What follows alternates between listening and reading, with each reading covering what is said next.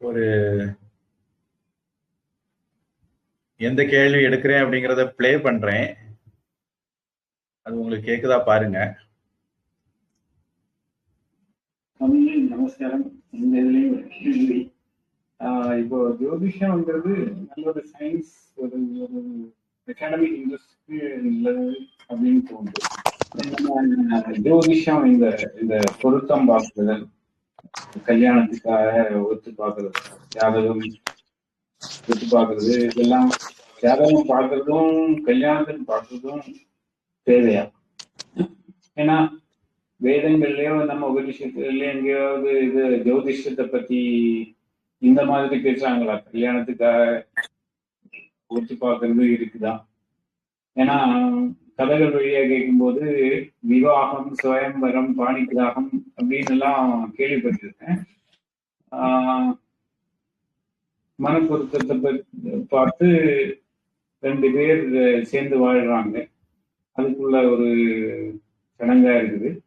இந்த ஜாதகம் பார்த்து அதை வச்சு மேரேஜ் ஃபிக்ஸ் பண்றாங்க. இந்த ப்ராசஸ் அது எவ்வளவு தூரத்துக்கு சரியா இருக்கு? அதை பத்தி ஒரு சின்ன குழப்பத்தில் இருக்கேன். அதை பத்தி தெளிவுபடுத்தி கொடுத்தீங்கன்னா நல்லா இருக்கும்.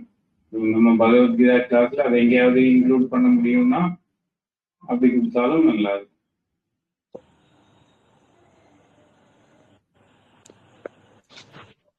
இப்போ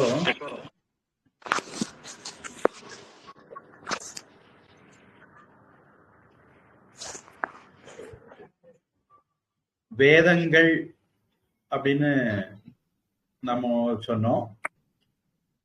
அடிப்படை நூல்கள் வேதங்கள். இந்து சமயத்துல அதை ஒட்டிதான் மீதி எல்லா நூல்களும் அதனுடைய கிளையாகவோ அதற்கு உதவுறதாகவோ அதுல இருந்து கடன் வாங்கினதாகவோ இந்த மாதிரிதான் மற்ற நூல்கள் எல்லாம் எழுதப்படுது. வேதங்களுக்கு ஸ்ருதி அப்படின்னு ஒரு பேர் உண்டு. அதாவது கேட்டு கேட்டு படிப்பாங்க.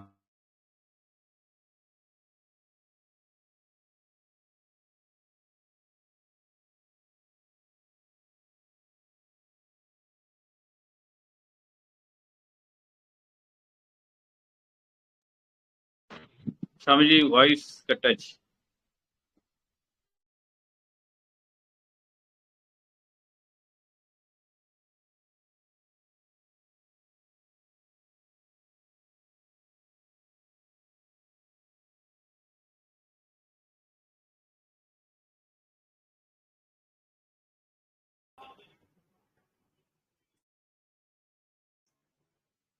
நான் பேசுறது கேக்குதா? இப்போ ஆமா, அது மோடம் ஏதோ ஒரு மக்கர் பண்ணுது. இப்போ ஸ்ருதி கேட்டு கேட்டு படிக்கிறது அப்படிங்கிற அர்த்தத்துல வேதங்களுக்கு ஸ்ருதிகள்னு பேரு. அது ஏன் அப்படி கேட்டு படிக்கிற பழக்கம் இருந்தது, இன்னமும் கடைபிடிக்கப்படுதுங்கிறதுக்கு முன்னாடி எல்லாம் காரணங்கள் இருக்கு. அந்த ஸ்ருதிகளை ஓர்ம வச்சு, ஞாபகம் வச்சு, நினைவுல வச்சு அதை தழுவி எழுதக்கூடிய நூல்களுக்கு ஸ்மிருதிகள்னு பேர். பொதுவா ஸ்மிருதிகள் அப்படின்னு சொல்லும் போது வேதங்கள் அல்லாத எல்லா நூல்களுமே வந்துடும். இதிகாசம், புராணம், தர்மசாஸ்திரங்கள், சூத்திரங்கள் எல்லாமே வந்துடும். ஆனாலும் ஸ்மிருதிகள் அப்படிங்கிற பேர்ல மனுஸ்மிருதி, யாக்ஞவல்கிய ஸ்மிருதி, பராசர ஸ்மிருதி, நாரத ஸ்மிருதி, வசிஷ்ட ஸ்மிருதி, இந்த மாதிரி சில ஸ்மிருதி நூல்களும் இருக்கு. பொதுவா அவைகள் இந்தியன் பீனல் கோடு மாதிரியான நூல்கள், அரசியலமைப்பு சட்டம் மாதிரியான நூல்கள். பொதுவா மனுஸ்மிருதி நம்ம எல்லாரும் கேள்விப்பட்டிருப்போம், ரொம்ப பிரபலம், அநியாயத்துக்கு விமர்சிக்கப்படுகிற ஒரு நூல்.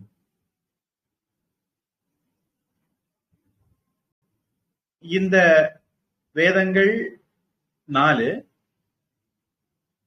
இந்த வேதங்கள் படிக்கிறதுக்கு முன்னாடி வேதங்களை படிக்கிறதுக்கு நம்மளை தயார்படுத்துறதுக்கு ஒரு 6 விஷயங்கள் நம்ம படிக்கணும். ஒரு பிரிலிமினரி ஸ்டடி அப்படின்னு வேணா சொல்லலாம். இப்போ கணக்கு படிக்கணும் அப்படின்னா வாய்ப்பாடு படிக்கணும். இல்ல இன்னும் கொஞ்சம் கெமிஸ்ட்ரி, பிசிக்ஸ் எல்லாம் போயிட்டோம்னா டேபிள்ஸ், லாகிரதம் டேபிள்ஸ் ஒண்ணு படிக்கணும், இல்ல புக்காவது பக்கத்துல வச்சுக்கணும். இந்த மாதிரி ஒரு சப்போர்ட் சிஸ்டம், அது ஒரு 6 நூல்கள் இருக்கு, அல்லது 6 பிரிவு. அத வேத அங்கங்கள்னு சொல்லுவாங்க. வேதம்னு ஒண்ணு இருக்கு, வேத அங்கங்கள் ஒண்ணு இருக்கு, 4 மறை, ஆரங்கம், ஆனாய் நீயே அப்படின்னு சைவ ஸ்தோத்திரத்துல வருது. தேவாரமா அல்லது திருவாசகமான்னு மறந்துட்டேன், பல இடங்கள்ல வருது. இது ஒரு இடம். எல்லா சாஸ்திரங்கள்லயும் தமிழ் இலக்கியங்கள்லயும் 4 வேதம் 6 அங்கங்கிறத பத்தி பேசப்பட்டிருக்கு. அப்புறம் அதுல உபவேதம்னு ஒண்ணு இருக்கு, அது வேற. அந்த உபவேதத்துல ஒண்ணுதான் அர்த்த சாஸ்திரம். நாம வியாழக்கிழமை அந்த வகுப்பு எடுத்துட்டு இருக்கிறோம் வைதிக சமயம் குரூப்ல. அல்லாம ஆயுர்வேதம் இருக்கு, தனுர்வேதம் இருக்கு, காந்தர்வ வேதம் இருக்கு. ஒவ்வொரு வேதத்துக்கும் துணை வேதங்கள், அத உபவேதம்னு சொல்றோம். இந்த வேதம் படிக்கிறதுக்கு முன்னாடியே வேதம் படிக்கிறதுக்கு தேவையான தகுதி, ப்ரிப்பரேஷன் நமக்கு கிடைக்கிறதுக்காக வேண்டி நாம படிக்கிறது தான் இந்த 6 அங்கங்கள். இந்த 6ம் படிச்சாதான் வேதத்தை புரிஞ்சுக்க முடியும். வேதம் சமஸ்கிருதத்துல இருக்கு. அப்போ சமஸ்கிருதம்ங்கிற ஒரு மொழிய நாம எப்படி புரிஞ்சுக்கிறது அப்படிங்கிற அறிவு நமக்கு வேணும். அப்ப அந்த மொழியினுடைய எழுத்து இலக்கணம், சொல் இலக்கணம், உச்சரிப்பு, வாக்கிய இலக்கணம், செய்யுள் இலக்கணம், பொருள் இலக்கணம், இதெல்லாம் நம்ம படிக்கணும். எல்லா நம்ம நாட்டுல எல்லா பாஷைக்கும் அது இருக்கு. முக்கியமா சமஸ்கிருதம், தமிழுக்கெல்லாம் அது இருக்கு. தொல்காப்பியத்துல இருக்கு, பாணினியில இருக்கு. அப்போ சிக்ஷா, அந்த 6ல முதல்ல உள்ளது சிக்ஷா. சிக்ஷா கல்பம் வியாக்கரணம் நிருத்தம் சந்தஸ் ஜோதிஷம் அப்படின்னு அந்த 6 சொல்லுவாங்க. சிக்ஷா அப்படிங்கிறது ஒலி இலக்கணம். ஆ அப்படின்னா எப்படி உச்சரிக்கணும், இம் அப்படின்னா எப்படி உச்சரிக்கணும், ஆ எப்படி உச்சரிக்கணும், க க க க எப்படி உச்சரிக்கணும், இத பத்தியான நாக்கு எங்க இருக்கணும், சத்தம் எந்த இடத்துல இருந்து பறக்கணும், வாய் வழியா சத்தம் விடணுமா, மூக்கு வழியா சத்தம் விடணுமா, சத்தத்தை பிடிச்சு விடணுமா, ஃப்ரீயா விடணுமா, இந்த மாதிரிப்பட்ட டீடைல் எல்லாம் சொல்லக்கூடியது சிக்ஷா, ஒலி இலக்கணம். பொதுவா ஒலி இலக்கணம் படிச்சவங்களுக்கு ப்ரொனன்சியேஷன்ல, உச்சரிப்புல பிரச்சனை எதுவும் வராது. ஒரு உதாரணத்துக்கு, தமிழ்ல ஒரு 3 எழுத்து இருக்கு. ரெண்டு செட் அப்படி இருக்கு. ஒரு செட்டு இல்லு, இன்னொன்னு எள்ளு, இன்னொன்னு இழு. இல்ல லக்காரம் சொல்லும் போது, இல்லுன்னு சொன்னா உங்களுக்கு புரியாது, அதனால அது லக்காரம் அப்படின்னு சொல்றேன். லக்காரம் சொல்லும் போது நுனி நாக்கு பல்லுல உள்ளாடி படணும். அதாவது ஒரு 10-15 டிகிரியில அப்படின்னு வச்சுக்கோங்க. லக்காரம் சொல்லும் போது ஒரு 30 டிகிரி 40 டிகிரியில நுனி நாக்கு உள்ள போய் மேல் அன்னத்துல சதையை தொடணும். ழகாரம் சொல்லணும்னா நுனி நாக்கு மேல் அன்னத்துல ஒரு 90 டிகிரி அதுக்கு மேல எல்லாம் போகலாம், மேல் அன்னத்தை தடவணும். ழா அப்படின்னு வரும். தொட்டும் தொடாமலும் தடவி சொன்னா ழா. அப்போ இந்த மாதிரி தெரிஞ்சுக்கிட்டு நாம உச்சரிக்கும் போது அந்த உச்சரிப்பு துல்லியமா இருக்கும். சிக்ஷாங்கிறதுல அது மட்டும் இல்ல, எந்த எழுத்துக்கு எது தேவதை, எத்தனை மாத்திரை, இந்த மாதிரி விவரங்களும் இருக்கு. இப்போ உதாரணத்துக்கு தமிழில நிறைய பேர் ஐ ஔ அப்படிம்பாங்க. ஆனா தமிழ் இலக்கணப்படி ஐ ஔ ரெண்டுக்கும் 2 மாத்திரையாகும். அப்ப நீங்க ஐ சொன்னா போராது, ஐ ஔ அப்படின்னு சொல்லணும். அப்பதான் 2 மாத்திரை ஆகும். இல்லாட்டா அ இ மாதிரி ஐ ஔ சொன்னீங்கன்னா 1 மாத்திரை தான். இந்த மாதிரி விஷயங்கள் எல்லாம் சொல்லக்கூடியது சிக்ஷா. தைத்திரிய உபநிஷத்துல 3 வள்ளி இருக்கு. அதுல ஒரு வள்ளிக்கு பேரே சிக்ஷா வள்ளி அப்படிங்கிறது. பாணினி இதுக்கு ஒரு பல பாணினியுடைய இலக்கணங்கள் பல நூல்களா இருக்கு. அதுல ஒரு இலக்கணம் சிக்ஷா அப்படிங்கிறது ஒலி இலக்கணத்தை பத்தி. அடுத்தது வியாக்கரணம். இலக்கணம் எழுத்துக்கள் எப்படி ஒண்ணு கூடி வார்த்தைகளை உருவாக்கும், வார்த்தைகள் ஒண்ணு கூடி எப்படி வாக்கியங்களை உருவாக்கும், பிரசன்ட் டென்ஸ்னா என்ன, பாஸ்ட் டென்ஸ்னா என்ன, பெயர் சொல்னா என்ன, வினை சொல்னா என்ன, இந்த மாதிரி விஷயங்கள் எல்லாம் சொல்லக்கூடியது வியாக்கரணம். இலக்கணம்னு தமிழ்ல சொல்றோம். நிருத்தம்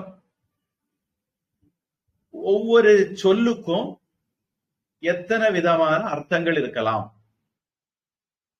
பொதுவா நம்ம நாட்டு ஸ்டைல் என்ன அப்படின்னா நிகண்டு அப்படின்னு தமிழ்ல சொல்லுவாங்க. அகராதி அப்படிங்கிறது நம்ம நாட்டுல அவ்வளவு புழக்கத்துல இல்லை. அகராதி இல்லைன்னு நான் சொல்ல மாட்டேன். ஆனா பிரபலமாக இருந்தது நிருத்தம் அல்லது நிகண்டு. அமரகோஷம் அப்படிங்கிறது சமஸ்கிருதத்துல இருக்குது. திவாகர நிகண்டு, பிங்கல நிகண்டு அப்படிங்கிறதெல்லாம் தமிழ்ல உள்ளது. இவங்க என்ன பண்ணுவாங்கன்னா பொருள் அடிப்படையில, இதுக்கு ஆங்கிலத்துல திசாரஸ் உண்டு. இங்கிலீஷ் லிட்ரேச்சர் படிக்கிறவங்களுக்கு அது ஒரு புக்கா இருக்கும். டிக்ஷனரி திசாரஸ். திசாரஸ் தான் நம்ம நிகண்டுன்னு சொல்றோம். பொருள் அடிப்படையில வார்த்தைகள் துவக்கப்பட்டிருக்கும். பொதுவா அவங்க கடவுள்ல ஆரம்பிப்பாங்க. கடவுள்ல ஆரம்பிச்சு கடவுளுக்கு எத்தனை விதமான வார்த்தைகள் கடவுளை குறிக்கும் அப்படின்னு போய் அங்கிருந்து படிப்படியா உலகம், உயிர்கள் இப்படி எல்லாம் போவாங்க. அது அவங்களுக்கு ஒரு மெத்தடாலஜி இருக்கு. அந்த மெத்தடாலஜில போவாங்க. இதுல என்ன அப்படின்னா கவிதை எல்லாம் எழுதக்கூடியவங்களுக்கு, கவிஞர்களுக்கு ஒரு விஷயத்த சொல்லணும்னு நினைச்ச உடனே அது சம்பந்தமான எல்லா வார்த்தைகளும் மண்டையில உதிச்சிரும். அப்ப அந்த இடத்துல இலக்கணப்படி எந்த வார்த்தை போட்டா பொருத்தமா இருக்குமோ அதை போட்டுருவாங்க. அந்த ஒரு பிரில்லியன்ஸ் கவிதை எழுதுறதுக்கு நிகண்டு ரொம்ப பொருத்தமா இருக்கும், உதவியா இருக்கும். அதுக்கப்புறம்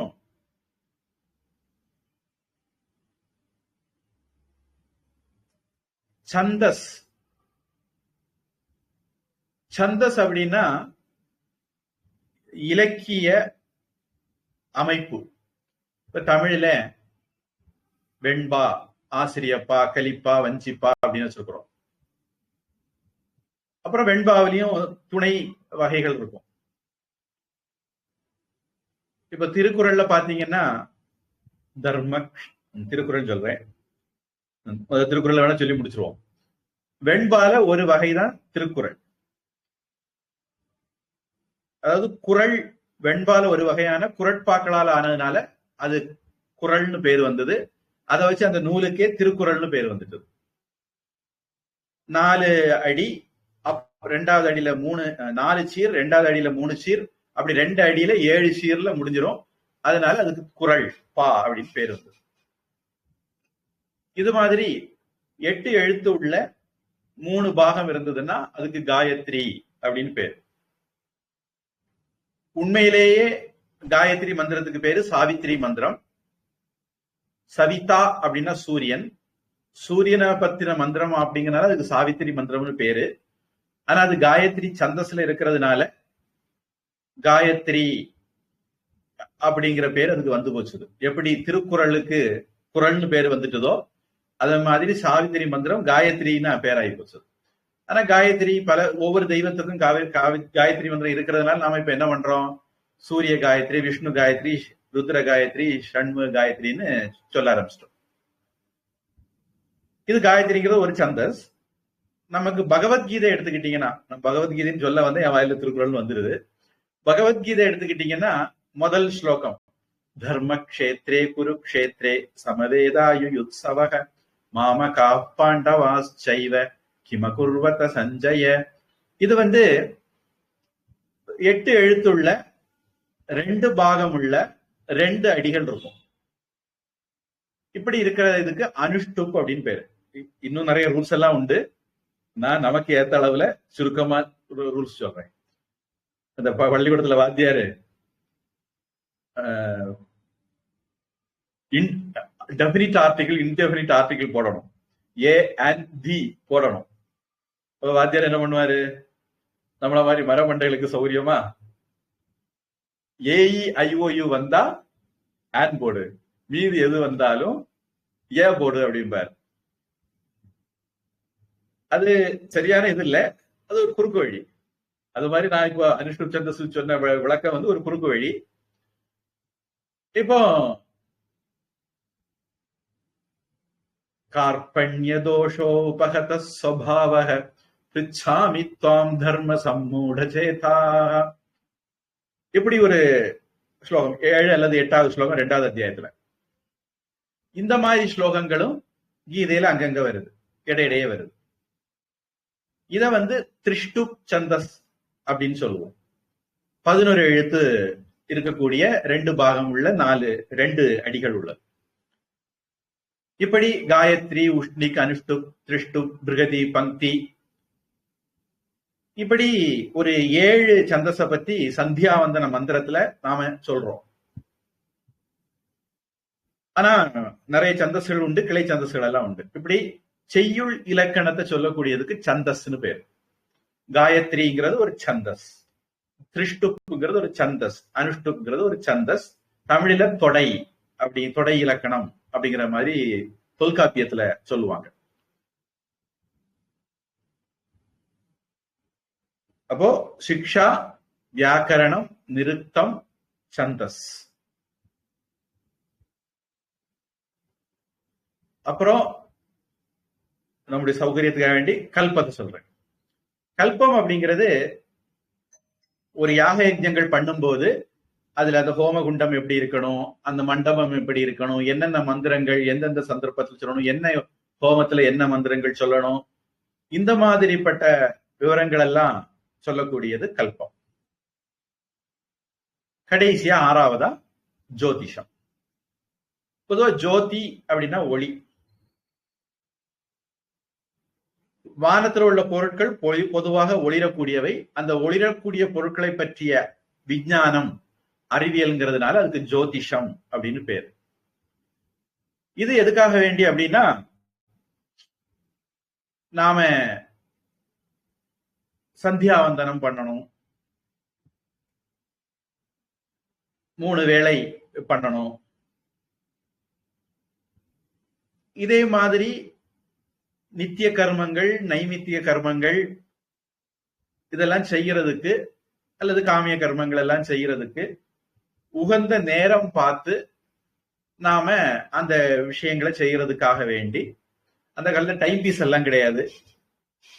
அதனால வானத்தை பார்த்து, சூரியனுடைய போக்கை பார்த்து அவங்க காலம் கணிக்கிற முறை வச்சிருந்தாங்க. இதுல இருந்து அவங்க கிளைமேட்டை கூட கணிச்சிருவாங்க. மழை பெய்யுமா பெய்யாதா, இந்த மாதிரி விஷயங்கள் எல்லாம் கூட பஞ்சாங்கம்னு ஒண்ணு வச்சிருக்காங்க. அது ஒரு டெக்னாலஜி. 5 அங்கங்கள் இருக்கிறதுனால அதுக்கு பஞ்ச அங்கம்னு பேரு. 4 நட்சத்திரம், திதி, கரணம், யோகம் அப்படிங்கிற 5 விஷயங்களை சொல்றதுனால அதுக்கு பஞ்ச அங்கம் உள்ளதுனால பஞ்சாங்கம்னு பேரு. அதை பயன்படுத்தி நிறைய விஷயங்களை கண்டுபிடிச்சிருவாங்க. கிரகணம் எப்ப இருக்கு, கிரகண நேரத்துல ஜபம் பண்றதுல ரொம்ப விசேஷம். அப்ப கிரகணம் எப்ப உண்மையிலே இருக்குது, அதுக்கு முன்னாடி சூரிய கிரகணமா இருந்தா அதுக்கு முன்னாடி எவ்வளவு நேரத்துக்கு முன்னாடியே தீட்டு தொடங்கிரும், அது முடிச்சு எவ்வளவு நேரம் தீட்டு இருக்கும். சந்திர கிரகணத்துக்கு அது மாதிரி அதுக்கு முன்னாடி எவ்வளவு நேரம், பின்னாடி எவ்வளவு நேரம், அப்ப நம்ம எந்த நேரத்துல என்ன பண்ணணும். இன்னைக்கு என்ன பிறைய பார்த்து கணக்கு போட முடியாம நிறைய பேர் இருக்காங்க. கேட்டா நாங்க தான் சயின்ஸ்ல உச்சம், எங்களை பார்த்துதான் உலகமே சயின்ஸ் படிச்சது அப்படின்லாம் கதை அடிப்பாங்க. ஆனா அவங்க பண்டிகை என்னைக்கு வருதுன்னு சொல்ல தெரியாது, கவர்மெண்ட் இன்னைக்கு ஒரு டே லீவ் அறிவிக்கணும், நாளைக்கு இன்னொரு லீவையும் சேர்த்து அறிவிக்கணும். இந்த கதை போயிட்டு இருக்கிறத நம்ம பாக்குறோம். ஆனா நம்ம நாட்டுல பாருங்க, சயின்டிஸ்ட் கூட சூரிய கிரகணத்தை இத்தனை அட்வான்ஸா சொல்ல முடியாது. நம்முடைய பஞ்சாங்கங்கள்ல சொல்லி இருக்கோம், அது துல்லியமா இருக்கிறத நம்ம பாக்குறோம். இந்த மாதிரி எவ்வளவு விஷயங்கள், இதெல்லாம் ஜோதிஷத்துக்கு கீழே வர்றதுதான். பிருகத் பராசர ஹோரா நம்மை படிக்கிற இந்த பகவத்கீதை கிருஷ்ணனால சொல்லப்பட்டாலும் அதை எழுதினது வியாசர். அந்த வியாசர் அவருக்கு பாதராயணர், கிருஷ்ண தொய்வாயனர் அப்படி எல்லாம் பேர் உண்டு. வேத வியாசர்னு அவர் சொல்லுவாங்க. அவருக்கு அப்பாவாக கருதப்படுறவர் பராசரர். அவரு எழுதின ஜோதிஷ புத்தகத்துக்கு தான் பிருகத் பராசர ஹோரா அப்படின்னு பேரு. அந்த பிருகத் பராசர ஹோரா புஸ்தகத்தை அடிப்படையா வச்சு ஒரு சாப்ட்வேர் தயார் பண்ணப்பட்டிருக்கு. எனக்கு தெரிஞ்சு இன்னைக்கு இருக்கக்கூடிய ஜோதிட சாப்ட்வேர்ல அது ரொம்ப அட்வான்ஸ்டா இருக்கும். PV நரசிம்மராவ், நம்ம பிரதம மந்திரி இல்ல, வேற ஒருத்தர், ஜெகநாத் ஹோரா அப்படின்னு ஒரு சாப்ட்வேர் பண்ணியிருக்காரு. அது இலவசமாகவே அவர் கொடுக்குறாரு. அவருடைய சைட்ல போய் நாம டவுன்லோட் பண்ணிக்கலாம். துரதிருஷ்டவசமா அந்த சாப்ட்வேரை நிறைய பேர் விற்கிறாங்க அப்படின்னு கேள்விப்பட்டேன். இலவசமா கிடைக்கிற சாப்ட்வேரை இவங்க எடுத்து நல்ல வித்து காசு பண்ணிட்டு இருக்காங்க. அப்படிப்பட்ட பிருகஸ்பதிகளா ஜோதிடர்கள் இருக்காங்க போல. சரி, அந்த பிருகத் ஜெகநாத் ஹோரா சாப்ட்வேர் பிருகத் பராசர ஹோரா அடிப்படையா வச்சு பண்ணது. அதுல வேற பல ஜோதிட ஜாம்பவான்களுடைய மெத்தட்ல கணிக்கிறதுக்கான ஆப்ஷன்ஸ் எல்லாம் கூட கொடுத்திருக்காங்க. அதனால சில பேருக்கு அது ரொம்ப காம்ப்ளிகேட்டடா இருக்கும், கூடுதல் வசதி இருக்கிறதுனால. அந்த PV நரசிம்மராவ் அவருக்கு ஒரு யூடியூப் சேனல் வச்சிருக்காரு. அதுல சில சமயங்கள கணிப்பெல்லாம் போடுவார். முதல் கொரோனா வரும் அப்படிங்கிறது, 2வது கொரோனா எப்ப வரும் அப்படிங்கறதெல்லாம் அவரு முன்கூட்டியே சொல்லியிருந்தார். நிறைய விஷயங்கள் அப்படி சொல்லுவார், முன்கூட்டியே சொல்லுவார். பிஜேபி பெங்கால்ல ஜெயிக்காது அப்படிங்கறதெல்லாம் முன்கூட்டியே சொல்லிட்டார். அவர் அந்த சாப்ட்வேரை பயன்படுத்தி தான் இந்த மாதிரி விஷயங்களை கணிக்கிறார். அந்த பிருகத் பராசர ஹோரா அல்லாம நமக்கு வரலாற்றுல என்ன தெரியுதுன்னா, பிருகு முனிவர் ஜாதகத்துல, அதாவது வானியல் அறிஞரா இருந்திருக்கார்.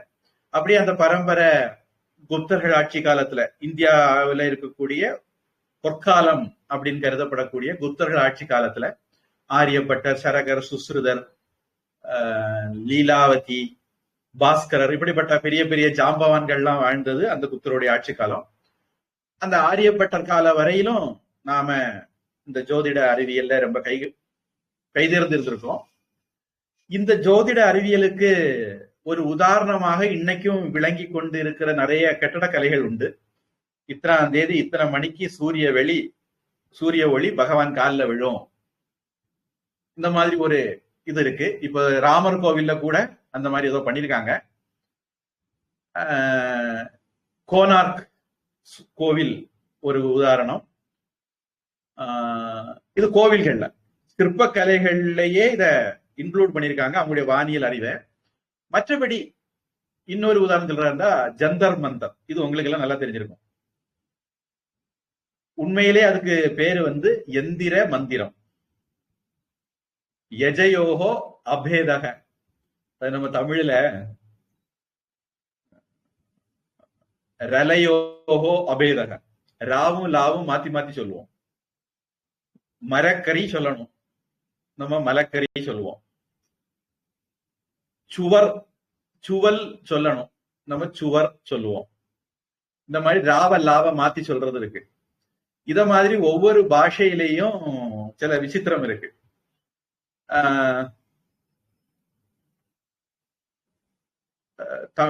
மதுரையில எம்பளது அப்படின்னு சொல்லுவாங்கன்னு நினைக்கிறேன். குருத, மருத, குருத அந்த மாதிரி சொல்ற பழக்கம் இருக்குன்னு நினைக்கிறேன்.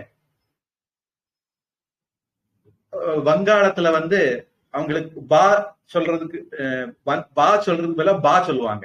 அப்ப அவங்களுக்கு பெங்கால், விவேகானந்தர், வேதம் இப்படிதான் சொல்லுவாங்க. வங்காளம், ஒரிசா கொஞ்சம் நிறைய ஒற்றுமை உண்டு. இந்த பகுதியில யாவும் ஜாவும் மாத்தி மாத்தி சொல்லுவாங்க. யவனர்கள் சொல்லணும்னா ஜவனர்கள் சொல்லுவாங்க, எதுகுலம் சொல்லணும்னா ஜதுகுலம் சொல்லுவாங்க. இந்த மாதிரி இருக்கு. அந்த மாதிரி இதுலதான் இந்த எந்திர அப்படிங்கிற வார்த்தை ஜந்திர ஆகி ஹிந்தியில அது ஜந்தர் ஆயிட்டது. இந்த ஜந்தர் மந்தர் வந்து டெல்லியில இருக்கு, நமக்கு தெரியாது, அடிக்கடி போராட்டம் பண்ணிட்டு இருப்பாங்க. அது அல்லாம இந்தியா முழுக்க பல இடங்கள்ல இருக்கு. இந்த ஜந்தர் மந்தர் முழுக்கவே கோள்களுடைய போக்கு, மாதங்களுடைய போக்கு, நட்சத்திரங்களுடைய போக்கு, சூரியனுடைய போக்கு, இதெல்லாம் ஒரு ஆர்கிடெக்ட் மூலமா கணிக்கிற முறை. ஒரு சின்ன உதாரணம் உங்களுக்கு சொல்லணுமா இருந்தா, கன்னியாகுமரியில விவேகானந்தர் பாறை போயிருந்தீங்கன்னா அங்க அந்த கிழக்கு பக்கத்துல உத்தராயணம், தட்சிணாயனம், சூரியனுடைய போக்கு, உதயத்தெல்லாம் கண்டுபிடிக்கிறதுக்கு ஒரு கிராஃப் மாதிரி வரைஞ்சு போட்டிருப்பாங்க. ஒரு கருத்த கல்லுல வரைஞ்சு போட்டிருப்பாங்க. கிட்டத்தட்ட இதே மாதிரி ஒரு பிரம்மாண்டமான அமைப்புக்கு தான் ஜந்தர் மந்தர்னு பேரு. இன்னைக்கு அதெல்லாம் எவ்வளவு துல்லியமா பராமரிக்கப்படுதுங்கிறது தெரியாது. அதனால இந்த ஜோதிடம் அப்படிங்கிறது ஒரு ஹிந்துவினுடைய வாழ்க்கையில ரொம்ப முக்கியமானது. ஒரு உதாரணம், கிரிகோரியன் கேலண்டர்ல முதல்ல அவங்க 6 மாசம் வச்சிருந்தாங்களாம். அப்புறம் 6 மாசம் வச்சு கணக்கு போட்டா சரியா வரல. உடனே 7வது மாசம் சப்தமி செப்டம்பர், 8வது மாசம் அஷ்டமி அக்டோபர், 9வது மாசம் நவமி நவம்பர், 10வது மாசம் தசமி டிசம்பர் அப்படின்னு சேர்த்தாங்க. அப்படியும் கூட்டி கழிச்சு பார்த்தாங்க, கணக்கு சரியா வரல. அதனால ஜூன் ஜூலைக்கு அடுத்தது அந்த ஜூலை ஆகஸ்ட், ஜூனுக்கு அடுத்தது ஜூலை ஆகஸ்ட் 2 நுழைச்சாங்க. ஜூலியஸ் சீசர் பேர்ல ஒண்ணு, அகஸ்டர் சீசர் பேர்ல ஒண்ணு, ஜூலை ஆகஸ்ட், அப்படி 12 ஆக்குனாங்க. அதுலயும் கூட்டி கழிச்சு பார்த்து கணக்குல சரியா வரல. அப்ப பிப்ரவரி மாசம் 28 இல்ல 29 அப்படின்னாங்க. அடுத்தது 2000 வந்த போது அப்படியும் கணக்கு சரியா வரல, பிப்ரவரி 30 வரும் அப்படின்னு சொல்லி, சரி 30 போட்டா அடிச்சு வச்ச கலண்டர் டைரி எல்லாம் வீணா போகும், கம்ப்யூட்டருக்கு ப்ரோக்ராமிங் பண்ணதெல்லாம் மாத்தணும், எதுக்கு இந்த வம்பு, வேண்டாம், பிப்ரவரி 28 29 வச்சுக்கிடுவோம் அப்படின்னு முடிவு பண்ணிட்டாங்க. இந்த மாதிரி என்னாச்சு, ஒரு அக்டோபர் 15ஆம் தேதின்னு நினைக்கிறேன், கணக்கு வழக்கு சரியா வரல. அதனால ஒரு பாதிரியார் அறிவிச்சாரு, இன்னைக்கு அக்டோபர் 15 இல்ல, அடிச்சா குடிச்சான், இன்னைக்கு அக்டோபர் 5ஆம் தேதி அப்படின்னாரு. முடிஞ்சு போச்சு. ஏன் இன்னைக்கு இன்ன கிழமை அப்படிங்கிறதுக்கு வெளிநாடுகள்ல என்ன காரணம் சொல்றாங்கன்னு எனக்கு தெரியாது, எனக்கு தெரிஞ்ச எந்த காரணமும் கிடையாது. ஆனா இன்னைக்கு ஏன் செவ்வாய்க்கிழமை அப்படிங்கிறதுக்கு நம்ம கிட்ட காரணம் இருக்கு. இன்னைக்கு காலையில சூரிய உதயத்துல செவ்வாய் ஹோரை, அதனால இன்னைக்கு செவ்வாய்க்கிழமை. ஹோரா அப்படிங்கிறது வந்து ஹவர் அப்படிங்கிற ஆங்கில வார்த்தை வந்ததுன்னு நம்புறவங்க இருக்காங்க. திதி அப்படிங்கிற சம்ஸ்கிருத வார்த்தையில இருந்து டேட் அப்படிங்கிற ஆங்கில வார்த்தை வந்தது நம்புறவங்க இருக்காங்க. அப்போ ஒரு நாள் காலையில சூரிய உதயத்துல எந்த ஹோரையோ அது அந்த நாளுடைய கிழமை. ஞாயிறு, அதாவது சூரிய ஹோரை இருந்தா அன்னைக்கு ஞாயிற்றுக்கிழமை, ரவிவார். இந்த பேரு கூட பாத்தீங்கன்னா சமஸ்கிருதம் தமிழுக்கும் ஒண்ணுதான். நிறைய கோமாளிகள் தமிழர்கள் வந்து ஆரியம், திராவிடம், வடக்கு வேற, தெற்கு வேற அப்படி எல்லாம் பேசுவாங்க. இந்த கோமாளிகளுக்கு நிறைய விஷயம் தெரியாது. அறவேக்காடுகள் மொத்தம் அறிவாளின்னு சொல்லிட்டு தெரியறதுனால வரக்கூடிய குழப்பம். ரவி வாசரக அல்லது பானு வாசரக அப்படிங்கிறது சமஸ்கிருதம், ஞாயிறு அப்படிங்கிறது தமிழ். இதே மாதிரி சந்திர ஹோரை இருந்தா திங்கள், செவ்வாய் ஹோரை இருந்தா செவ்வாய், புதன் ஹோரை இருந்தா புதன், வியாழன் பிருகஸ்பதி ஹோரை இருந்தா வியாழன், வெள்ளி சுக்கிரன் ஹோரை இருந்தா வெள்ளி, சனி ஹோரை இருந்தா சனி. இந்த இடத்துல நிறைய தப்பு அபிப்பிராயம் நம்மகிட்ட இருக்கு. நம்முடைய கிரகம்ங்கிற வார்த்தைக்கு அர்த்தம் வேற, நட்சத்திரம்ங்கிற வார்த்தைக்கு அர்த்தம் வேற, சயின்ஸ் அதை பயன்படுத்துற அர்த்தம் வேற. அதனால ஒண்ணுக்குள்ள ஒண்ணு போட்டு குழப்பக்கூடாது. நம்மளை பொறுத்த வரைக்கும் சூரியன், சந்திரன், செவ்வாய், புதன், வியாழன், வெள்ளி, சனி, இது 7 கிரகங்கள். அப்புறம் இன்னும் 2 நிழல் கிரகங்கள் இருக்கு. சாயா கிரகம் அப்படின்னு சொல்லுவோம். அது ராகு, கேது, அப்படி 9 கிரகங்கள். புளூட்டோ, யுரேனஸ், நெப்டியூன் எல்லாம் உண்டா இல்லையா, கொஞ்சம் வச்சுக்கிடுவோம், இல்ல வேண்டாம் தூர தள்ளிடுவோம், இந்த குழப்பெல்லாம் நம்மகிட்ட கிடையாது. நமக்கு தொடக்கத்துல இருந்தே இதுல கன்சிஸ்டன்சி இருக்கு. 7 கிரகங்கள், 2 நிழல் கிரகங்கள். இந்த 7 கிரகங்களை வச்சு 7 நாளைக்கு பேரு. இந்த 7 நாள் சர்க்கிள்ல வருது. இதுல சந்திரன் பூமியை ஒரு தடவை சுற்ற எடுத்துக்கொள்ளக்கூடிய கால அளவு ஒரு சந்திர மாசம். பூமி தன்னை தானே சுற்ற எடுத்துக்கொள்ளக்கூடிய கால அளவு ஒரு நாள். அதுல ஒரு இரவும் பகலும் சேர்ந்து ஒரு நாள்.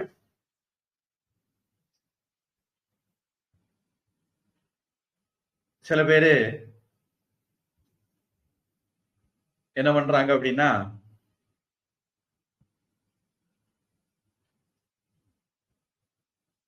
பூமியை படைத்தார், வானத்தை படைத்தார், இப்படி ஒவ்வொன்னா படைச்சு தாவரங்களை படைத்தார், அதுக்கப்புறம் சூரியனை படைத்தார், பகலுக்கு என்று ஒரு சுடரையும் இரவுக்கு என்று ஒரு சுடரையும் படைத்தார். அப்போ பகலுக்குன்னு ஒரு சுடரும் இரவுக்குன்னு ஒரு சுடரும் வர்றதுக்கு முன்னாடியே தாவரங்கள் வந்தாச்சு. அப்ப அந்த தாவரங்கள் எப்படி ஒளிச்சேர்க்கை நடத்துறது? சரி, இரவும் பகலும் ஆகி 1ஆம் நாள் ஆனது, அது நல்லது என கண்டார், அது அப்படியே ஆகட்டும் என்றார். எப்படி இரவும் பகலும் வந்தது சூரியன் இல்லாம? இதெல்லாம் அந்த ஆண்டவனுக்கே வெளிச்சம். ஆனா நமக்கு அப்படி இல்லை. நமக்கு இரவும் பகலும் சேர்ந்தது ஒரு நாள். சூரியன் தன்னுடைய பூமி தன்னுடைய சுழற்சியினால அது ஏற்படுது. அப்படி சுழல்றதுல நாம ஒரு பூமி சென்ட்ரிக் தியரி வச்சிருக்கிறோம். ஒரிஜினலா அப்படி இல்லைன்னா கூட இந்த தியரி நமக்கு புரிஞ்சுக்கிறதுக்கு ஈஸியா இருக்கிறதா வச்சிருக்கிறோம். நமக்கு தெரியும் சூரியன் பூமி சுத்துதுன்னு, கோள்கள் சுத்துதுன்னு தெரியும். ஆனாலும் நாம நம்முடைய தியரிய பூமி சென்ட்ரிக்கா தான் வச்சிருக்கிறோம். அப்போ சூரியன் 30 டிகிரி கிராஸ் பண்றதுக்கு, இன்னொரு விதத்துல சொன்னா ஒரு ராசியை கிராஸ் பண்றதுக்கு, அதாவது மேஷ ராசி, ரிஷப ராசி, இப்படி 12 ராசி 12 பிரிவா பிரிச்சிருக்கிறோம். அந்த 12 பிரிவையும் கடக்கும்போது சூரியனுக்கு 12 பேர் வச்சிருக்கிறோம். துவாதச ஆதித்யர்கள் அப்படின்னு சொல்றோம். 33 கோடி தேவர்கள்ல 12 ஆதித்யர்கள், 11 ருத்ரர்கள், 8 வசுக்கள், 2 அஸ்வினி தேவர்கள், ஆக மொத்தம் 33 கோடி. அதை வச்சு சூரிய மாசம் கணக்கு போடப்படுது. இனி இந்த சூரிய சந்திர மாசங்களை நம்ம அப்பப்ப டேலி பண்ணிக்குவோம். அதுக்கு சந்திர மாசத்துல ஒரு அதிக மாசத்தை சேர்த்துக்குவோம். அப்போ ஒரு மாசம்னா என்ன அப்படிங்கிறது நமக்கு டிஃபைன் பண்ணப்பட்டிருக்கு. இப்படி ஒவ்வொன்றும், ஒரு வருஷம்னா என்ன, பூமி ஒரு தடவை சூரியனை சுற்றி முடிக்கிறதுக்கு எடுக்கக்கூடிய கால அவகாசம் ஒரு வருஷம். அடுத்து இப்படியே 60 வருஷங்கள், அதாவது சனியும் வியாழனும் ஒரே இடத்துல சந்திக்கிறதுக்கு ஒரு 60 வருஷம் எடுத்துக்கும். அதனால அப்படியே யுகங்கள், இப்படி நமக்கிட்ட ஒரு பெரிய கணக்கு இருக்கு. ஒரு பிரம்மா அப்படிங்கிற அளவு, பிரம்மாவுடைய ஆயுசு வரைக்கும் போறோம். மன்வந்திரம், கல்பம், சதுர்யுகம், இப்படி நம்ம கிட்ட ஒரு பெரிய கால்குலேஷன் மெத்தட் இருக்கு. இது எல்லாத்துக்கும் அடிப்படை, எதுக்கு இவ்வளவு சொன்னேன் அப்படின்னா, இது எல்லாத்துக்கும் அடிப்படை ஜோதிஷம். இன்னைக்கு இப்படி இந்த ஜோதிட குறிப்புகள் ராமாயணம், மகாபாரதம் மாதிரி வேதங்கள் மாதிரி நூல்கள் இருக்கிறத வச்சு இன்னைக்கு ராமாயணத்துடைய காலம் எது, மகாபாரதத்தினுடைய காலம் எது அப்படின்னு எல்லாம் கால்குலேட் பண்ண முயற்சி பண்றாங்க. அறிவியலுடைய ஆச்சரியத்துக்கு இவங்க எப்படி சொன்னாங்களோ அத மாதிரி இத்தனை வருஷத்துக்கு முன்ன நடந்திருக்கு அப்படின்னு அறிவியல் இன்னைக்கு கண்டுபிடிக்குது. அப்ப நம்முடைய ராமாயணம், மகாபாரதம், வேதங்கள் எல்லாம் அறிவியல் பூர்வமானது அப்படிங்கிறது இன்னைக்கு தெளிவாயிட்டு இருக்கு. கட்டுக்கதைகள் இல்ல அப்படின்னு. அதுக்கும் உதவுறது என்னன்னா வானியல் அறிவு. அதனால பொதுவா ஜோதிஷம் அப்படின்னா வானியல் தான். நிர்மலானந்தி சொன்னது மாதிரி ஜாதக பொருத்தம், கல்யாண பொருத்தம் அப்படிங்கிறத பத்தி பொதுவா நாம நம்முடைய இலக்கியங்கள்ல பார்க்கல. அது எப்ப டெவலப் ஆச்சு, யாரு டெவலப் பண்ணாங்கிறது ஒரு ஆராய்ச்சிக்குரிய விஷயம்தான். ஆனா நவாம்சம் அப்படின்னு ஒண்ணு இருக்கு. அதாவது ஒரு மெயின் ராசி சக்கரத்தை பல கிளைகளாக பிரிப்பாங்க. அப்படி ஒரு 300 3000 என்னவோ பராசரர் பிரிக்கிறாரு. அதெல்லாம் அந்த ஜெகநாத் ஹோரா சாப்ட்வேர் பண்ணும். அதுல 9வது பிரிவு நவாம்சம். பொதுவா நம்ம ஜாதக புத்தகத்துல முக்கிய ராசி சக்கரம் நவாம்சம் ரெண்டும் எழுதியிருப்பாங்க. நம்ம எல்லாருமே கல்யாணம் பண்ணி செட்டில் ஆகணுங்கனால இந்த ரெண்டை மட்டும் ஜோசியர்கள் எழுதுவாங்க. இதுல D10 அது நம்முடைய தொழிலை பத்தி சொல்றது. நம்முடைய கல்வியை பத்தி கூடுதலா தெரியணும்னா அதுக்கு வேற டிவிஷன் சார்ட். அதாவது 9வது டிவிஷன் சார்ட் கல்யாணம், 10வது டிவிஷன் சார்ட் தொழில். இப்படி நம்முடைய என்ன விஷயத்த நாம தெரிஞ்சுக்க வருவோம் அதுக்கு ஏற்ற மாதிரி ஒரு டிவிஷன் சார்ட் நாம பார்க்கணும். இப்போ 9வது டிவிஷன் சார்ட் இருக்கு. அது இன்னைக்கு உள்ளது, புதுசா கண்டுபிடிச்சது இல்ல, பழசுதான். அதனால இந்த கலை முன்னாடி இருந்திருக்கணும். ஆனா இதுக்கு பின்னாடி பைத்தியமா போற ஒரு போக்கு வந்தது அண்மையில இருக்கணும். பொதுவா நம்ம நாட்டுல 8 விதமான விவாகங்கள் சாஸ்திரத்துல சொல்லப்பட்டிருக்கு. அதுல அவங்க பொதுவாக ஜாதகத்துக்கு பெரிய முக்கியத்துவம் கொடுத்ததாக நமக்கு குறிப்புகள் இல்லை. ஆனா கோத்திரத்துக்கு ரொம்ப முக்கியத்துவம் கொடுத்திருக்காங்க. நான் உங்களுக்கு கோத்திரத்தை பத்தி சொன்னா அப்படின்னு எனக்கு ஞாபகம் இல்லை. சொல்லியிருக்கேன் ஏற்கனவே கோத்திரத்தை பத்தி. ஞாபகம் இல்ல. இல்ல சுவாமிஜி, சொல்லி இல்ல நீங்க. சரி, அதாவது கோத்திரம் அப்படிங்கிறது அது ஒரு டாபிக். ரொம்ப அறிவியல் பூர்வமான ஒரு விஷயம் சொல்லலாம். ராமர் சீதை கல்யாணம் நடக்குதுன்னா ராமர் எந்த கோத்திரத்துல வந்தார், பரம்பரையில வந்தார்னு லிஸ்ட் படிப்பாங்க. அடுத்த சீதை எந்த கோத்திரம் வந்தாங்கன்னு ஒரு லிஸ்ட் படிப்பாங்க. இந்த மாதிரி போக்கு நம்ம பாக்குறோம். அதுல எதனால அப்படின்னா விவேகானந்த சாமி சொல்றார், 100 தலைமுறை இடைவெளி இருந்தாலும் ஒரே கோத்திரத்தில் திருமணம் பண்ணக்கூடாது. அவர் மனுஸ்மிருதியில இருந்து அதை சொல்லுவாருன்னு நினைக்கிறேன். மனுஸ்மிருதி மாதிரி நூல்கள்ல அதை பத்தி விவரங்கள் இருக்கு. அதாவது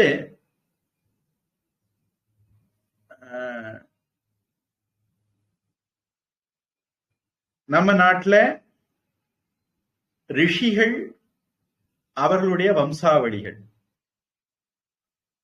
அதை நம்ம கோத்திரம்னு சொல்றோம். பொதுவா ஒவ்வொருத்தரும் இந்த போன வகுப்புல சொன்ன உபநயனம் பண்ணுவாங்கன்னு, அப்படி உபநயனம் பண்ணும்போது அவங்களுக்கு படிப்பிச்சு கொடுப்பாங்க. வாசிஷ்ட, மைத்ராவருண, கௌண்டின்ய, திரையார்ஷேய, பிரவரான்விதக, கௌண்டின்ய கோத்திரக, ஆபஸ்தம்ப சூத்திரக, யஜுஷாக்கா அத்தியாயி, ஸ்ரீ சோன்சோ நாம அகமஸ்மி போ. இப்படி அவங்க தன்னை அறிமுகப்படுத்தணும். அபிவாதனம் அப்படின்னு அதுக்கு பேரு. அபிவாதையே அப்படின்னு ஆரம்பிச்சு தன்னை அறிமுகப்படுத்துவாங்க. இந்த அறிமுகப்படுத்துறதுல அவங்க எந்த ரிஷி பரம்பரையில வந்தாங்க, 1 ratio 3 ratio 5 ratio 7 ratio 9 ratio 11 ratio 13 ratio, அது அவங்க பரம்பரைப்படி சொல்லணும். அடுத்து எந்த கோத்திரத்துல வந்தாங்க, வாசிஷ்ட, மைத்ராவருண, கௌண்டின்ய, திரைய ஆர்ஷேய, பிரவரான்விதக, ரிஷி சொல்லியாச்சு. கௌண்டின்ய கோத்திரக, கோத்திரம் சொல்லியாச்சு. ஆபஸ்தம்ப சூத்திரக, இதுல எந்த விதமான எக்ஸ்பிளனேஷன் அவங்க கடைபிடிக்கிறாங்க, ஆபஸ்தம்ப சூத்திரத்தை கடைபிடிக்கிறாங்க. அது யஜுஷாக்கா அத்தியாயி, வியாசர் அவங்களுக்கு எந்த வேதத்தை கடைபிடிக்கிறதுக்கு பொறுப்பு படைச்சிருக்காரு, யஜுர்வேதம். அப்புறம் அவர்கள் பிராமணர்களா, க்ஷத்திரியர்களா, வைசியர்களா, சூத்திரர்களா அப்படிங்கறத பொறுத்து, பிராமணர்களா இருந்தா Sharma, so and so Sharma, க்ஷத்திரியர்களா இருந்தா சோ அண்ட் சோ வர்மா, வைசியர்களா இருந்தா சோ அண்ட் சோ குப்தா, சூத்திரர்களா இருந்தா சோ அண்ட் சோ தாச, அகமஸ்மி போ, அந்த ஆளுதான் நான் அப்படின்னு அறிமுகப்படுத்தணும். இன்னைக்கு தமிழ்நாட்டுல ஒரு துரதிருஷ்டம், வட இந்தியாவில இது இல்ல. யாருக்கும் அவங்க கோத்திரங்கள் தெரியாது, விதிவிலக்காக இருக்கிற சில பேரை தவிர. இந்த கோத்திரங்கள் பொதுவா அப்பா வழியில வரும். உடனே சில பேர் கிளம்புவாங்க, இது பேட்ரியார்கி, என்ன மேல் சாவனிசம் அப்படின்னு. முட்டாள்கள் அப்படியெல்லாம் கிளம்பி வருவாங்க. அது நம்ம ஒண்ணும் சொல்றது இல்ல, சொல்றதுக்கு இல்ல. அதாவது ஆண் ஜீன் வந்து XY, பெண் ஜீன் வந்து XX. இதுல அப்பாட்ட இருந்து மகனுக்கு வரக்கூடியது Y ஜீன், அப்பாவுக்கு தாத்தாட்ட இருந்து வந்தது Y ஜீன், தாத்தாவுக்கு அவங்க அப்பாட்ட இருந்து வந்தது Y ஜீன், பூட்டாவுக்கு அவங்க அப்பாட்ட இருந்து வந்தது Y ஜீன். இப்படி Y ஜீன் ஆண்களுக்கு வந்துகிட்டே இருக்கும். இதே மாதிரி கோத்திரமும் ஆண் தலைமுறையில கை மாறிக்கிட்டே இருக்கும்.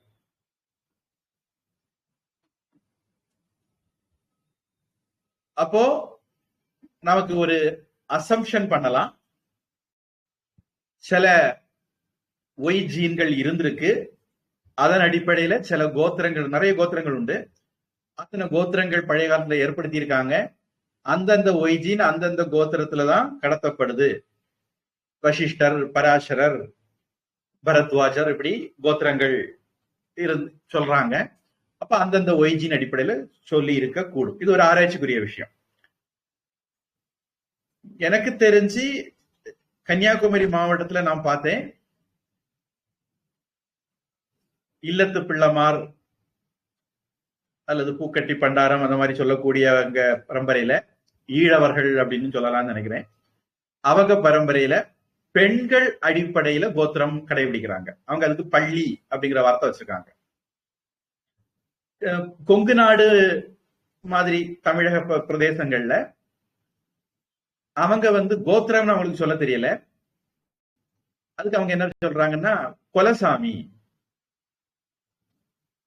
ஆண்கள் மகன் மகன் மகன் குலசாமி கை மாறிட்டே வரும். குலசாமியை வச்சு அவங்க ஒரே குலசாமி உள்ள 2 பேரை கல்யாணம் பண்ண மாட்டாங்க. ஒரே பள்ளி உள்ள பள்ளி பெண்கள் அடிப்படையில அவங்களும் ஒரே பள்ளி உள்ள 2 பெண்கள் கல்யாணம் பண்ண மாட்டாங்க. அம்மாவுடைய பள்ளியும் மருமகளுக்கு பள்ளியும் சேர்ந்து போச்சுன்னா கல்யாணம் பண்ண மாட்டாங்க. அதே மாதிரி ஒரே கோத்திரத்தில் உள்ளவங்களும் கல்யாணம் பண்ணக்கூடாதுன்னு முறை. அது சகோதர உறவு அப்படிங்கிறது கணக்கு. அதனால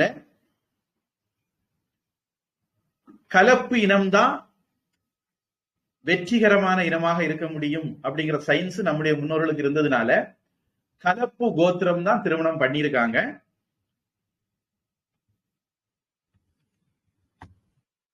இது முன்காலத்துல கடைபிடிச்சிருக்காங்கிறத நம்ம பாக்குறோம். ஆனா நட்சத்திர பொருத்தம், ஜாதக பொருத்தம், 10 பொருத்தம் அதெல்லாம் இருந்ததா அப்படிங்கிறது நமக்கு எவிடன்ஸ் எனக்கு தெரிஞ்சு இல்லை. மட்டும் இல்ல, வட இந்தியாவில பாக்குற திருமண பொருத்த முறை வேற, தென்னிந்தியாவில பாக்குற திருமண பொருத்த முறையும் வேற. அந்த 10 பொருத்தம் இங்க இருக்கு, வட இந்தியாவில எனக்கு தெரிஞ்சு இல்லை. வட இந்தியாவில வேற விதத்துல அதை பண்றாங்க. இப்படி பல முறைகளும் இருக்கு. அப்புறம் இதனுடைய சக்சஸ் ரேட், அதுலதான் நம்ம எல்லாருக்குமே பிரச்சனை. திருமண பொருத்தம் பார்த்து தான் கல்யாணம் பண்ணோம், சரியில்லை அப்படிம்பாங்க. அல்லது பொருத்தம் பார்த்து கல்யாணம் பண்ணி சரியில்லாத பிறகு அடுத்த ஒரு ஜோசியன்ட்ட போனா இந்த பிரச்சனை இருந்திருக்கு, இதை பார்த்துக்கிட்டு எப்படி கட்டி கொடுக்கலாம் அப்படின்றாங்க. பொதுவா என்ன சொல்றது, எல்லா பொருத்தம் உள்ள ஒரு 2 பேரை கல்யாணம் பண்ணி வைக்கணும்னா யாருக்கும் கல்யாணமே ஆகாது. அப்ப ஜோசியர் என்ன பண்ணுவாரு, ஏதோ முடிஞ்ச வரைக்கும் 2 பேரை சேர்த்து விட்டுருவார். அதாவது விட்டு கொடுக்கிற மனசு, ஏத்துக்கிற மனசு, இந்த ரெண்டும் திருமணம் பண்ண போறவங்களுக்கு தேவை. பழைய காலத்துல அது இருந்தது. இன்னைக்குள்ள நவீன தலைமுறை கிட்ட அது இல்லை. அவங்களுடைய ஒரு கையையே அவங்களுடைய இன்னொரு கை ஒத்துக்காது, அவங்களுடைய ஒரு காலையே இன்னொரு கால் ஒத்துக்காது. அந்த மாதிரி சகிப்புத்தன்மை இல்லாதவர்களாக அல்லது சுயநலவாதிகளாக இன்னைக்குள்ள தலைமுறையை நாம உருவாக்கிட்டு இருக்கிறோம். இந்த தலைமுறைக்கு இந்த மாதிரி ஜாதகம் எல்லாம் ரொம்ப உபயோகப்படுங்கிறது என்னுடைய அபிப்பிராயம். அப்படி இல்லாம எனக்கு யாரு கணவனா வந்தாரோ அவளை ஏத்துக்குவேன், எனக்கு யாரு மனைவியா வந்தாங்களோ அவங்கள ஏத்துக்குவேன் அப்படிங்கிற மனப்பான்மை, அவங்களுடைய அட்ஜஸ்ட் பண்ணி வாழ நான் தயாரா இருக்கிறேங்கிறவனுக்கு ஜாதகம் தேவையில்லை. ஆனா ஜாதகத்துல இது ஒரு வளரக்கூடிய சயின்ஸ் அப்படின்னு நான் சொல்லுவேன். முழுக்க வளர்ந்த சயின்ஸ் சொல்ல மாட்டேன். எப்படி நவீன அறிவியல் வளர்ந்து கொண்டே இருக்குதோ அது மாதிரி ஜாதகம் பார்க்கறது, திருமண பொருத்தம் பார்க்கறது, அந்த மாதிரி கண்ணோட்டத்துல ஜாதகத்தை பயன்படுத்துறது, ஜோதிஷத்தை பயன்படுத்துற கலையும் வளர்ந்துகிட்டே இருக்கு. பாரம்பரிய ஜோதிடம், டிஎன்ஏ ஜோதிடம், மரபணு ஜோதிடம், கேஎல்பி ஜோதிடம், இப்படி ஆளாளுக்கு புதுசு புதுசா வந்துட்டு இருக்காங்க. எப்படியானாலும் அது ஒரு ரிஃபைன் ஆகுது, இம்ப்ரூவ் ஆகுது. அவங்க தங்களுடைய தவறுகள்ல இருந்து பாடம் கத்துக்கிட்டு அதை கரெக்ட் பண்ணிக்கிறாங்க. அது வரைக்கும் அது பாராட்டக்கூடிய விஷயம். பொதுவா பல பேருக்கு ஜாதகத்தை பார்த்து நிறைய விஷயங்கள் கணிக்க முடியும். நம்முடைய அனுபவத்தின் அடிப்படையில நிறைய விஷயங்களை பெரியவங்க கண்டுபிடிச்சு வச்சிருக்காங்க, அதை கணிக்க முடியும். நாம மந்தமா இருப்போமா, வேகமா இருப்போமா, புத்திசாலியா இருப்போமா, முட்டாளா இருப்போமா, சுறுசுறுப்பா இருப்போமா இல்லையா, மன சஞ்சலம் உள்ளவங்களா இருப்போமா இல்லையா, இந்த மாதிரி விஷயங்கள் எல்லாம் நிறைய கணிக்க முயற்சி பண்றாங்க. இதுல ஜோதிடருக்கு இருக்கக்கூடிய தெய்வீக அருளும் வேலை செய்யும், அவருடைய நேரமும் வேலை செய்யும். இப்ப அதனால அந்த மாதிரி ஒரு சயின்ஸ பயன்படுத்துறது தப்பு இல்லைன்னு நான் சொல்லுவேன். நான் பொதுவா சொல்றது, கல்யாணம் பண்ண விரும்புறவங்களுக்கு ஒரு மெடிக்கல் ரிப்போர்ட் வாங்கி பாத்துக்குங்க. ஜாதகம் பாக்குறது பாத்துருவாங்க, அதுக்கு கூடவே ஒரு மெடிக்கல் ரிப்போர்ட் வாங்கி பாத்துக்குங்க அப்படிம்பேன். அப்புறம் இன்னொன்னு சொல்லுவேன், men are from Mars, women are from வீனஸ்னு ஒரு புஸ்தகம் இருக்கு, அந்த புஸ்தகத்தையும் வாங்கி படிச்சுக்குங்க அப்படிம்பேன். ஆண்கள் பெண்களையும், பெண்கள் ஆண்களையும் புரிஞ்சுக்கிறதுக்கு உதவக்கூடிய ஒரு புஸ்தகம், அனுபவத்தின் அடிப்படையில் எழுதப்பட்டது. இதெல்லாம் திருமண வாழ்க்கை இனிமையாக கொண்டு போறதுக்கு பயன்படுங்கிறதுனால நான் இந்த மாதிரி கூடுதலா 2 விஷயங்களை இப்ப சேர்த்துக்கிறது. நான் ஜாதகமும் பார்க்க சொல்லுவேன். ஒரு ஆளுக்கு சில விஷயங்கள் நல்லாவே போகாது, கஷ்டத்துல இருப்பாங்க. அப்ப பூஜை சுவாமிகிட்ட வருவாங்க. சாமிஜி அவங்க ஜாதகத்தை பார்த்துக்கிட்டு சில விஷயங்களை சாமிஜி புரிஞ்சுக்கிட்டு அதுக்கு ஏற்றது மாதிரி அவங்களுக்கு ஆறுதலா பதில் சொல்லுவாங்க. தேவைப்பட்டா அவங்களுக்கு ஏதாவது பூஜை பரிகாரங்கள் பண்ண சொல்லுவாங்க. அல்லது ஒரு 5 மாசம் பொறுத்துக்கப்பா, 1 வருஷம் பொறுத்துக்கப்பா, அந்த மாதிரி ஏதாவது சொல்லுவாங்க. அதனால ஜாதகத்தை பார்த்து கணிக்கிறதுல யாரு கணிக்கிறாங்க அப்படிங்கிறத பொறுத்தும், அவங்களுக்கு ஜாதகத்துல எவ்வளவு அறிவு இருக்குங்கிறத பொறுத்தும் அதுல நமக்கு நிறைய பிரயோஜனங்கள் இருக்கு. அதனால ஜாதகம் பார்த்து திருமணம் பண்றது தப்புன்னு நான் சொல்ல மாட்டேன். அது ஒரு விதமான டூல், அதுவே எல்லாம் அப்படின்னும் நான் சொல்ல மாட்டேன். ஏன்னா அது ஒரு வளரக்கூடிய சயின்ஸ் அப்படிங்கிறதுனால.